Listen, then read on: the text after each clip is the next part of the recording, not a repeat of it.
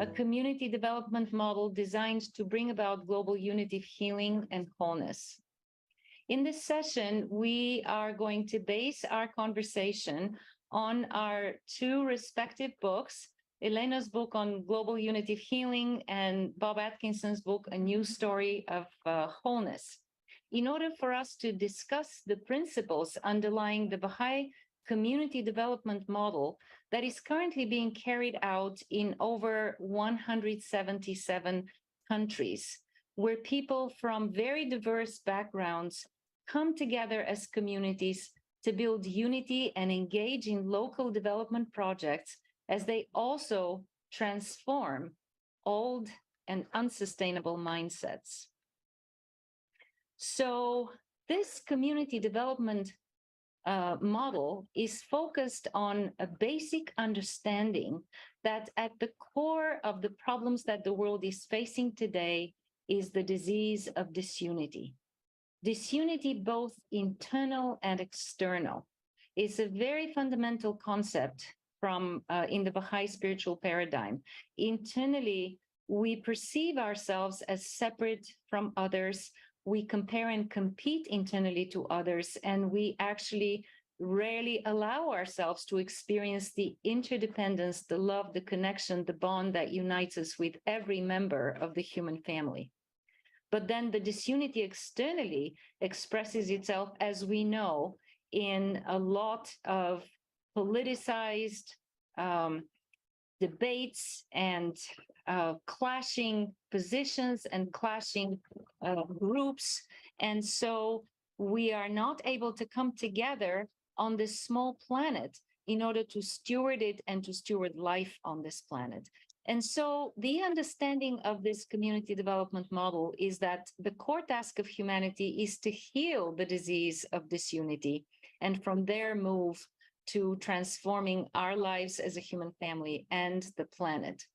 And you will see now a video clip from the International Baha'i Convention, the 13th International Baha'i Convention that took place in the end of May in Haifa, Israel, which is the center of the world Baha'i faith. And this video clip will show you the actual end of the convention so that you can see the whole human family gathered and really see the view of humanity. So bear with me, and I will share my screen now so that you can see that. Here we go.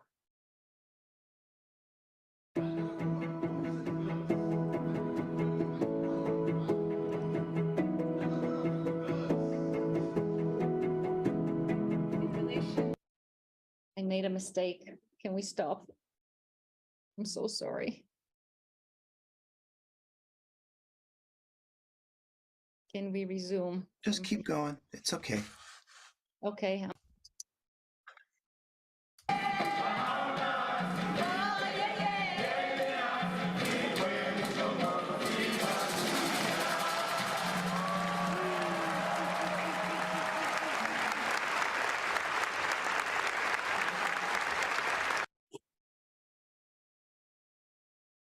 Friends, we're sharing this very brief image with you so that you can see the experience, which I would describe as a literally glimpse into the future. You could see people from 177 countries, every nation, every ethnic group, and gathered together in such dignity and sense of equality and collaboration and love and fellowship, which is phenomenal. I am often told that even at the level of the UN, people rarely genuinely talk about unity.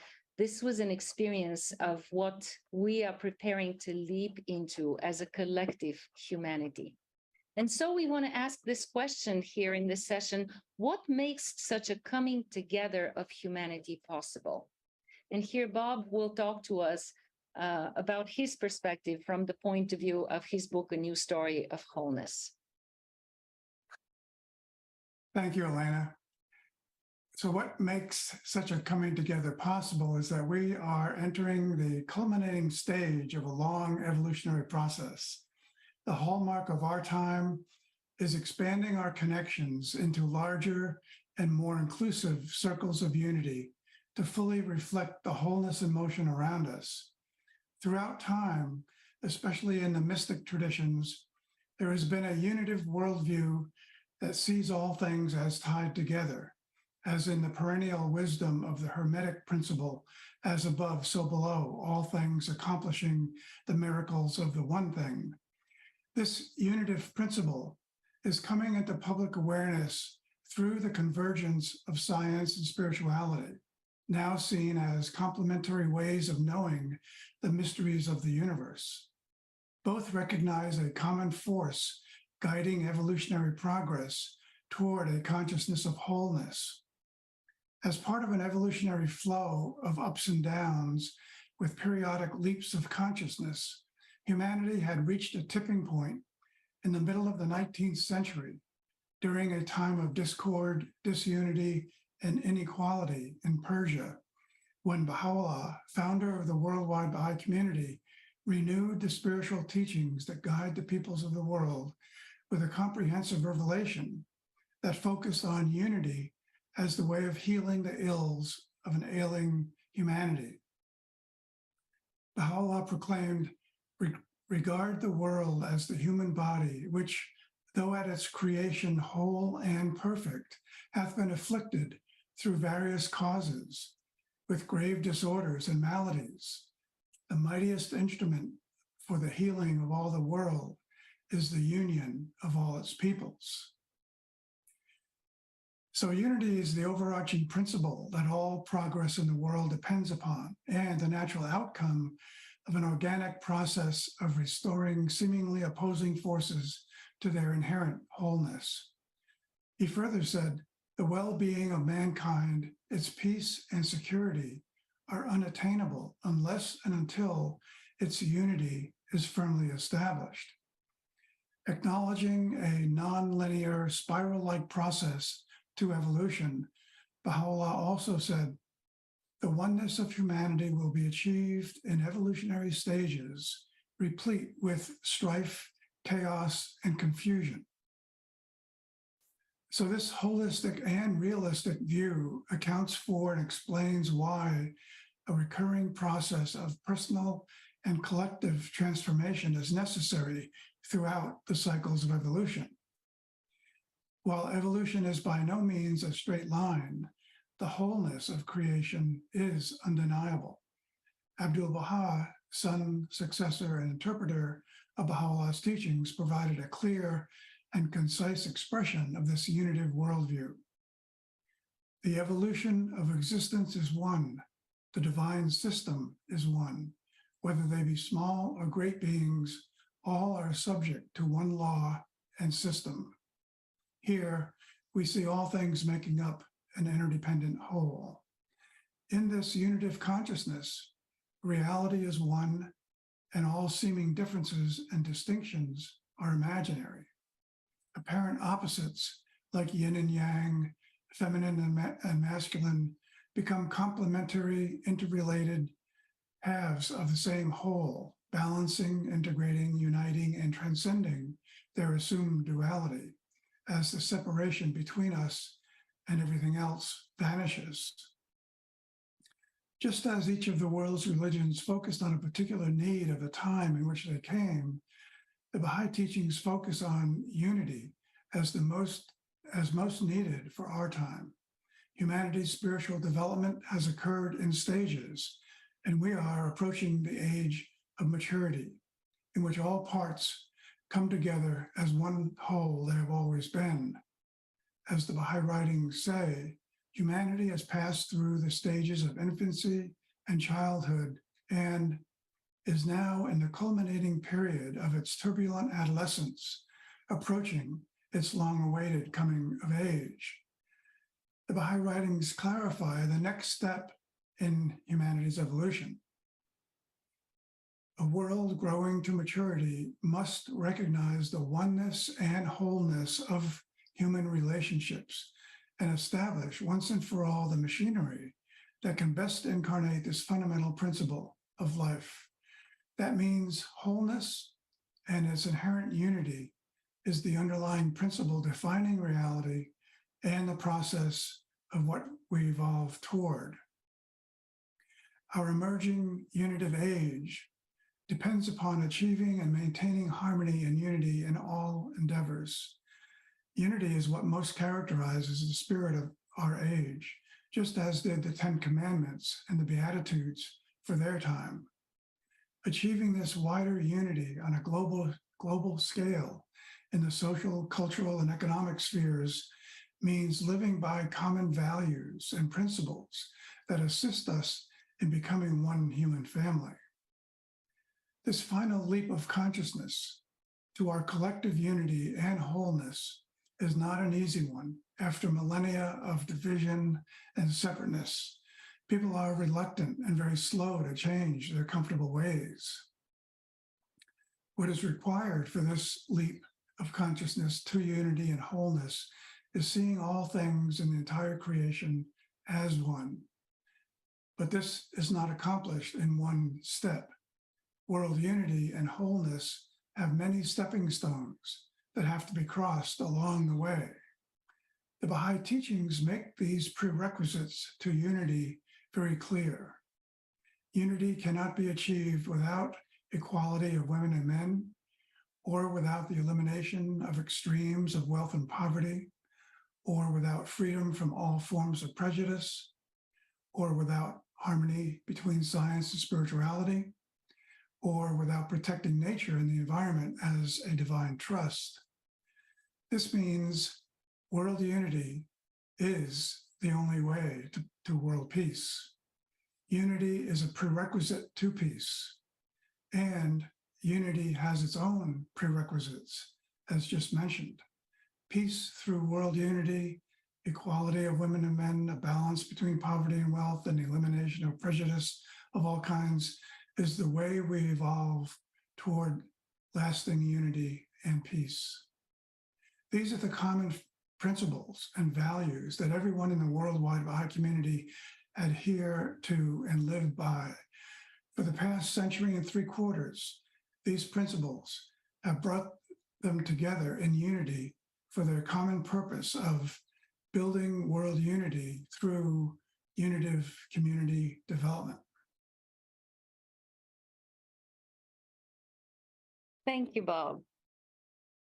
That was a powerful tour de force, and I would like to take us now to what I understand and have tried to describe in my book, Global Unitive Healing, as the actual steps, the practical steps that people can engage from the point of view of this universal spiritual paradigm in order to move towards the global unity that Bob spoke about. So the most important first step seems to be knowing ourselves, turning inward, taking ourselves into account each day, and really becoming aware of how we're living these social teachings that Bob just listed: equality between men and women, elimination of prejudice, elimination of extremes of wealth and poverty, and stewardship to the planet. These are things that we have the opportunity to act on every day. And of course, it's a very uneven learning curve for all of us. But the very act of turning inward and taking ourselves into account each day is a fundamental spiritual teaching and a first step on the path to healing, global healing, and global unity. As we do that, as we take ourselves into account, we also learn to take ownership of creating more inner coherence. In other words, to each day strive to be a little bit more coherent with the values that we hold. Can we always act in the spirit of equity and equality? We probably don't, but aspiring to do that, aspiring for greater coherence, is where honesty and integrity are built each day. The next step, which my book also discusses, is learning to regulate our minds every day. from the Baha'i Universal Spiritual Paradigm, one way to do that is by daily reading spiritual sources. The spiritual writings elevate the vision, create for us a much vaster, much more integrated, and much more unified spiritual perspective. So as we read and reflect on that perspective, as we deepen on this spiritual perspective, we learn to also regulate the reactivity of our minds, our fears, everything that all of us contend with daily. The next step, and of course, they're not linear, they're very much circular, and from moment to moment, they're like valleys that we visit and revisit again and again. But this next valley is about purifying and strengthening the heart. And from this universal spiritual perspective, the best way to do that is to engage in serving others. Because whatever values and beliefs we profess, it is in the act of trying to serve fellow human beings, and not necessarily the ones that we know best or are most attracted to, but all of humanity. That is where the genuineness of and the purity of our love is truly tested and is able to grow each day. Another aspect which is very powerful in global healing and the building of unity is becoming increasingly aware of the power of language, and therefore choosing in each next moment to elevate the discourse. Baha'u'llah says, "Immerse thyself in the ocean of my word, that ye may unravel its secrets and reveal the hidden pearls in its depth." Immersing ourselves in these beautiful writings and the beautiful writings of the world wisdom traditions allows us to really internalize a language that is not transactional, a language that is not divisive, a language that is not competitive, a language that really speaks to the soul and the spirit. And as we do that, we elevate others, we elevate groups. And very shortly, we'll see some video clips, and we'll actually see in practice how people in different parts of the world, in very simple ways, manage to elevate their discourse, their thinking, the way they perceive themselves and perceive each other. Another powerful valley on the path to global healing and global unity is rethinking our identity, both our personal and our national identity. And again, you'll see that in the video clips that we will share shortly. But we have the opportunity, and that's what this universal spiritual paradigm really calls us to really reflect on who we are. Are we these constructed personalities with all of our conditioning and personal histories and multi-generational traumas? Or is there something deeper to us that can hold and integrate and heal and make whole all of this? And also, in terms of our national identities, our ethnic identities, there is the call that was first raised in the mid-19th century to pride ourselves not because we love our country, but to pride ourselves because we love the world, because the world is our country and humanity are its citizens. And so to expand our identity this way, while we also retain the uniqueness of our ethnic, cultural, and national identities, as you saw at the beginning of this program, in the diversity of people that were gathered, I did not mention, but these were 1,400 delegates from all over the world. And there was enormous diversity, but also a sense of world citizenship and fellowship. Another valley, yet the next valley in this journey towards healing and unity, is finding a community of purpose. And this program is part of a much larger program, World Unity Week and 99 Days of Unity, which has become a place that converges various different communities of purpose around the vision and ideal of unity. And that is a wonderful example of how people who search to make a difference do find communities of purpose. And as we do that, perhaps the most pivotal step at this time is for us to really work to understand global processes. As I show through many vignettes and many lives in my book, Global Unitive Healing, we don't really fully heal until we understand the world that we're living in, the world that is the context of our multi-generational histories and also our current struggles and traumas. As we understand the world that is right now rapidly changing, an old world of domination is being rolled up as a carpet, and a world of partnership, of collaboration, of unity and wholeness is unfolding before our eyes. And obviously, this is a very turbulent process, but also we all are participating in it, either consciously and therefore making choices how we act and where we stand, or unconsciously and therefore contributing to the turbulence.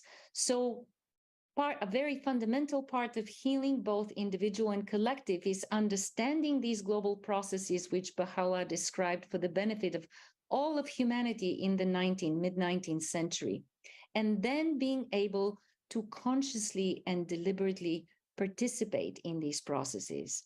And finally, the key element in participation is the practice of consultation. It is something that was, again, at length described in this universal spiritual paradigm as very different than our conversations, discussions, not to mention debates. Consultation relies on an organic process of sharing our best and deepest wisdom and then listening deeply to the wisdom of others until a collective understanding or even solution, if that's needed, emerges, which does not belong to anybody and really bonds and unites hearts further.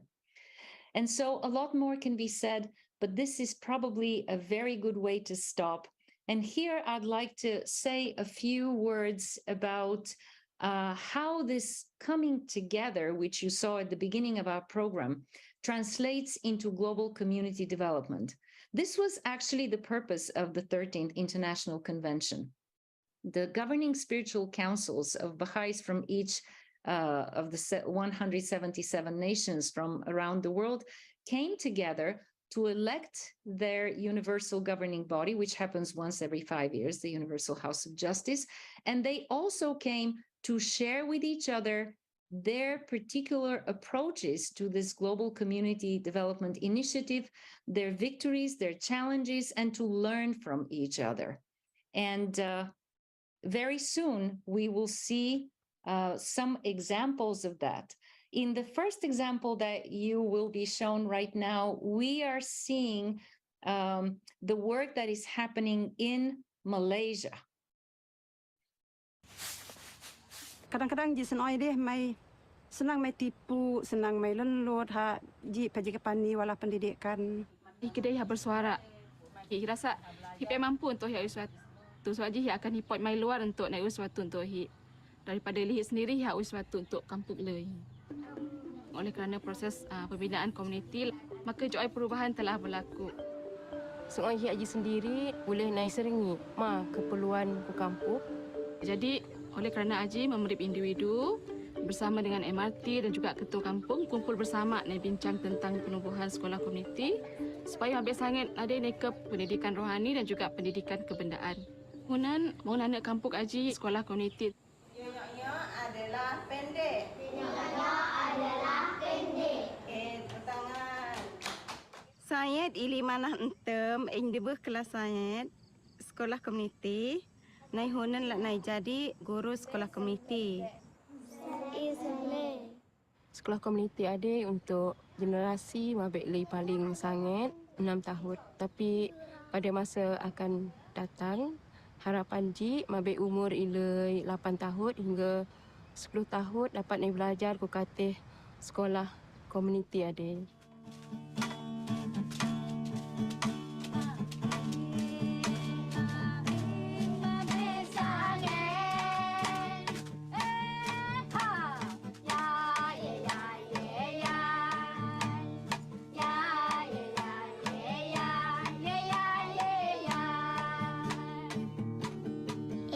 Nak ngah jadi doktor. Eng ha jadi mereka baju semua hit. Eng ha berkhidmat ajar membek sains.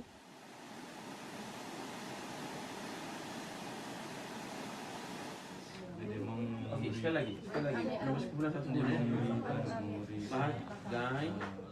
Memberi sains Sunohi sekarang terlibat dalam program persediaan tindakan sosial. Memberi boleh tulis nota, memberi tulis dalam peti buku, dia boleh tulis. Dalam PSA, mai sains meningkatkan kapasiti mai untuk mai merubah diri mai dan untuk mengubah komuniti mai. Mai belajar hari ini tentang pendidikan.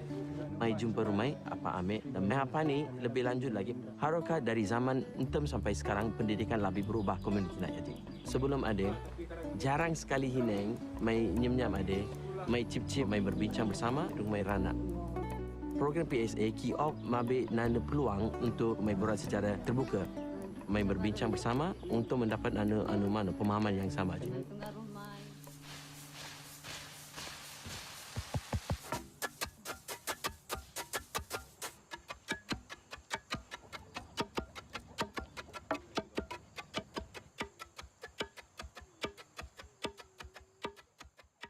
Mentem, kedua Ajib kurang lagi bersuara. Suara ambil kerat lagi lah, dia kuat.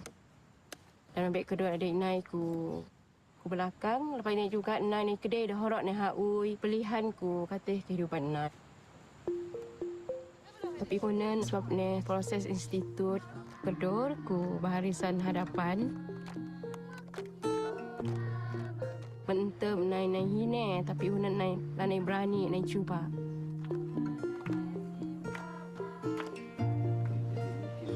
Dan hine juga gunan suara kedor juga lagi lah sama. Bukan setakat di jenis.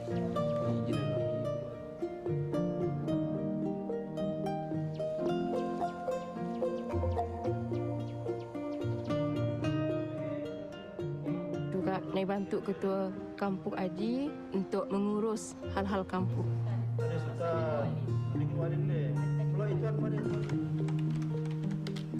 Dari segi hal-hal pentadbiran, naik bantu dari segi surat menyurat. Dan orang ni kerja Aji secara sistematik. Daripada Aji juga, ketua kampung Aji dapat kisah rengit secara seluruh.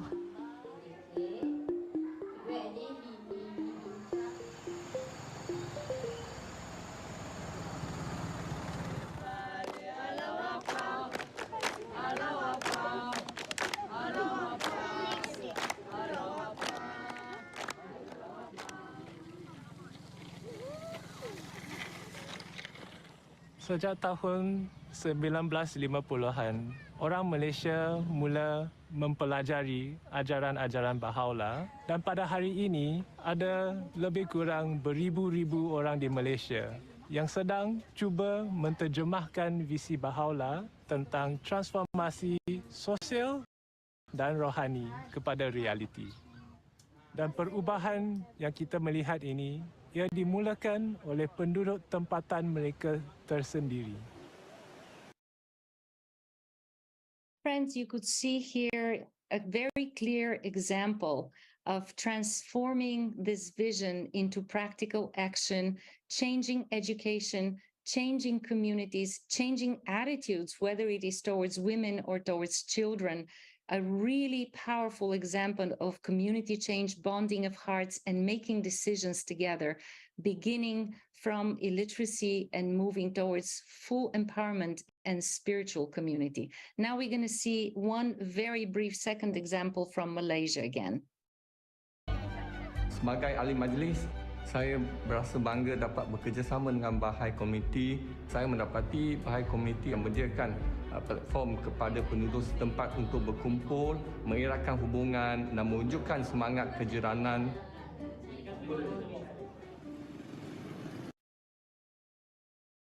So in the next video clip, we will see how things are done in Brazil. In each country, there is a little bit of, well, a lot of specificity in the needs of the communities, in the needs of the people. And so this model really adapts to what is happening on the ground and what communities need.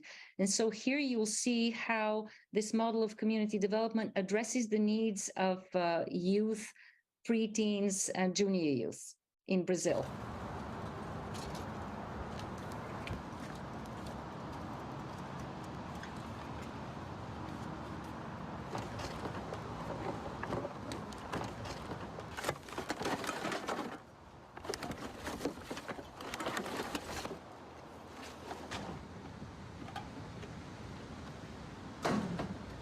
Eu tinha meus 6 anos, juntei material, reciclagem, ajudei minha mãe a botar dinheiro para dentro de casa e comida.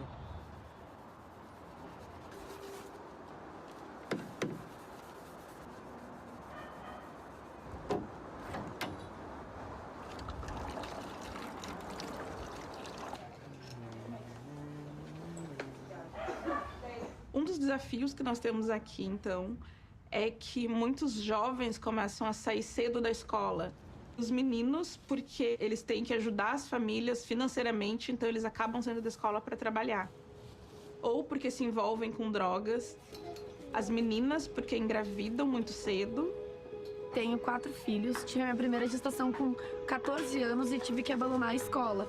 Mas hoje a minha meta é que eles concluam o colégio, porque é muito importante, né?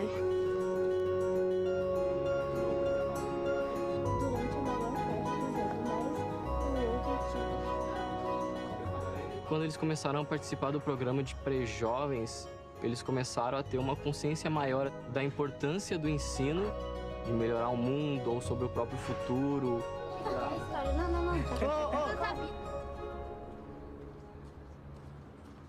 Eu tenho 14 anos, eu vou para a escola e eu gosto muito porque aprende. Eu participava do grupo de pré-jovens e agora estou no livro 1 e eu gosto muito. É o pão do espírito. É o imã dos corações dos homens. Eu trabalho para ajudar e sustentar minha família. Eu trabalho coletando e separando materiais.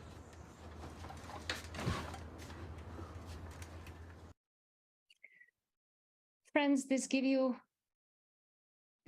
an example. A maioria desses pré-jovens, então, agora.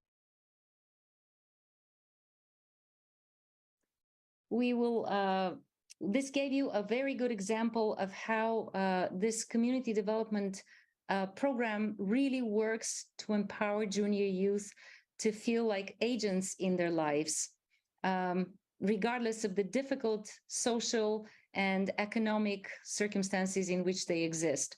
In the third and last clip, we will see an example from the United States where the same process goes on, of course, adapted to the realities of We've opened up our home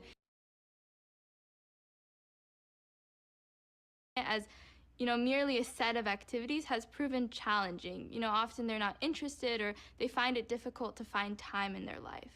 But when we share the purpose behind these activities, the greater vision of Baha'u'llah, of the transformation of the individual and society, youth are eager to contribute. When I learned about the vision that Baha'u'llah had for the oneness of humanity, it really spoke to me. When I was younger, I went to a mostly white school, and being one of the few Black children there, I did feel kind of like I was under a microscope. It feels almost as if you're representing your race. And during lunch, I felt a lot of anxiety. I didn't know who to sit with because Black kids were sitting on one side and white kids were sitting on the other. And I wanted to sit with both. One day, a family friend told my mom and I about the Baha'i religion, and she invited us to a devotional gathering. And when I arrived, I was just blown away. I saw so many different people of different religions, ethnicities, just coming together and singing together, talking together, and I just felt like I belonged. I'm serving as an animator in one of the neighborhoods. I really love talking with young people about these spiritual concepts and how they can bring that into their own lives.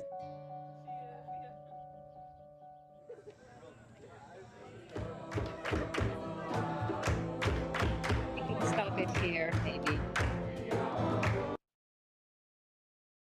So again, in these video clips, you were able to see the energy, the love, and the fellowship that builds.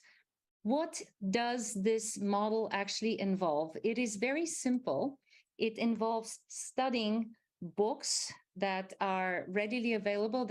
It's a Ruhi sequence that is produced and is available on the internet about the life of the soul, the journey of the soul, the reality of human nature. And from there, people go in every direction. People gather to pray together from different spiritual and religious backgrounds. People organize classes for the education of children, the spiritual education of children, so children can understand themselves as souls and be empowered. Same with junior youth, as you saw in the different examples, both in Brazil and also in the US. Actually, you saw it in Malaysia as well. And there is also a continuing program of deeper and deeper spiritual study, which draws on this vast spiritual paradigm and helps people understand what is happening in the world that they're living in and what their role and place is. The majority of people who participate in this community development projects around the world are not Baha'is, nor they are expected to become Baha'is. This is just available for anyone who wants to ask these questions, who wants to feel more spiritually empowered, or at least to explore this process.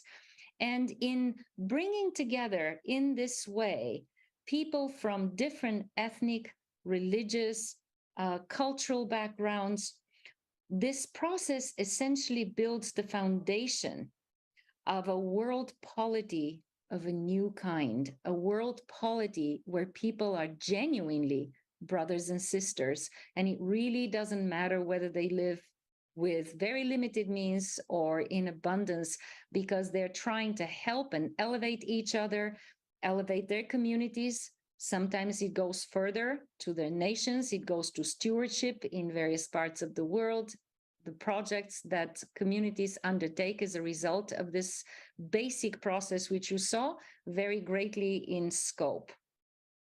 But this is essentially the application of Baha'i spiritual principles that we talked about here in action, in the action of world healing and world unity. And so we, as we move towards the last part of our conversation here, have the opportunity to see a consultation that occurred during World Convention, the 13th convention. I will show you one last clip, and then we will share some closing thoughts.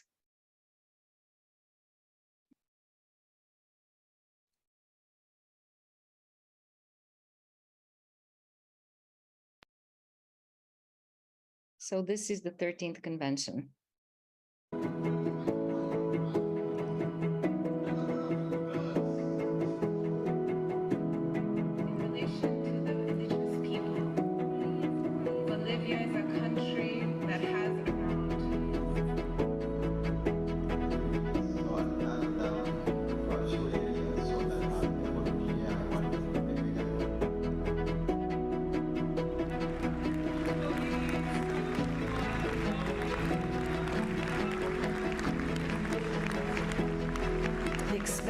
Society-building vision before us has far-reaching implications.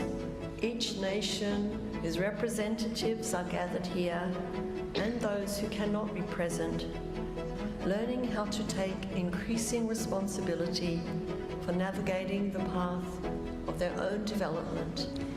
I don't know how to express my gratitude, and what I can say is thank you to Baha'u'llah.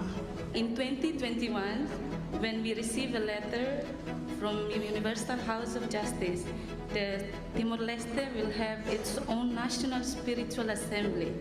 The establishment of the National Assembly will enable your community to contribute with increasing effectiveness to the spiritual and material well-being of your society. This statement is becoming reality. I'm a fellow first-generation Baha'i. This is my children class teacher.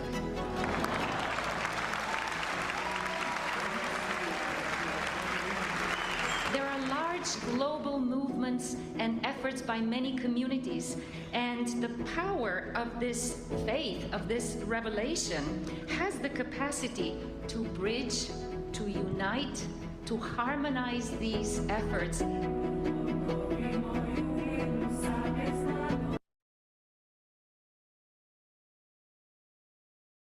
Friends, as you can see, it was a very powerful coming together where people were able to share a process that has been going on for decades. And so it is really hard to do justice to it, but hopefully you got a taste of it. And I would like to invite Bob to share with us some closing thoughts on this model of unity in action. Thanks, Elena. Yeah, just a few takeaways for achieving world unity through community development should include for any community development project to be successful on any and all levels, from local to the global, they really need to be built upon common unifying principles that everyone works together to put into practice. And even when they do that, it can take many years and decades to see the results and the effects of this unified effort. I think the Baha'i Community Development Model that has been in operation for many decades around the world and has been built upon the mid-19th century unifying principles of Baha'u'llah that include equality of women and men, the balance of wealth and poverty, harmony of science and spirituality, the elimination of all racial and other prejudices. We can see when these are put into practice that an international community with a common vision built upon unifying principles that stays free from prejudice and draws no lines between anyone or any groups can manifest a desired common purpose through the application and practice of those underlying principles of unity. Thank you, Bob. I will just add that, as you saw in two places in the video, and as I also witnessed in Haifa, what happens is that the old world polity very quickly catches wind when something so new, so egalitarian, so unified grows. In the presence of this, the foundations of this new world polity, this new form of governance, which is entirely collaborative, grassroots, these are spiritual councils that are elected every year locally. In the presence of this polity, leaders, local leaders, national leaders seek to collaborate with these communities. They find helpful their approaches and they seek to implement some of these approaches in their own governance. And so amazingly, this change, which seems at first very simple, very basic, begins to transform the political character of a city and a country. I was present when the mayor of Haifa spoke at the end of the convention and said that it is the greatest honor of Haifa to strive, and for her as a mayor, to strive to make Haifa a city that embodies these Baha'i spiritual principles, which are really universal spiritual principles of unity and oneness. And with that, we thank you, and we hope that this program will inspire many other efforts in unity in action at the grassroots. Thank you very much.